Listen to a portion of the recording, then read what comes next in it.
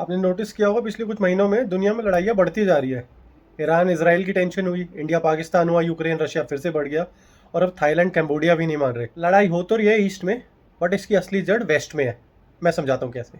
इसको समझने के लिए आपको जाना पड़ेगा 2024 के लास्ट कुछ महीनों में, जब यूएस में इलेक्शन कैंपेनिंग चल रही थी जोरों शोरों से। इसी कैंपेनिंग के बीच में ट्रंप को मिलती है heavy donation arms manufacturing company से। सारे बड़े गन मैन्युफैक्चरर जैसे बोइंग, लॉकहीड मार्टिन, नॉर्थरोप ग्रूमन और L3 हैरिस, इन्होंने रिपब्लिकन पार्टी जो ट्रंप की पार्टी है उसको ऑन एन एवरेज 1.2 से लेके 1.6 मिलियन डॉलर तक की फंडिंग दी इंडिविजुअली। आपको नोट करना यह भी जरूरी है कि ये डोनेशन कंपनीज ने डायरेक्ट नहीं करे, उन्होंने बहुत स्मार्टली अपने एम्प्लॉयज का पीएसी बनाया।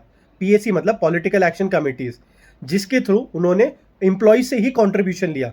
हालांकि वो हो सकता है वो उनको मिल रहा हो कंपनी की तरफ से, but on papers contribution employees का था। तो ये बहुत इंपॉर्टेंट है कि जब भी दुनिया में कहीं लड़ाई होती है ना, तो सारी मिसाइल्स, सारी बुलेट्स, सारी ड्रोन स्ट्राइक्स के बाद एक बड़ा सा जैक काटा जाता है इन बड़ी कंपनीज के नाम, नए ऑर्डर्स के लिए। इनका फायदा सीधा जाता है अमेरिका, और अमेरिका में कंपनीज किसको सपोर्ट करती है वो आपके सामने ही है। तो पर्सपेक्टिव आपका है कि अब ये जियोपॉलिटिक्स है, ये एक बहुत ही बड़ा सक्सेसफुल $1 बिलियन बिजनेस। जय हिंद।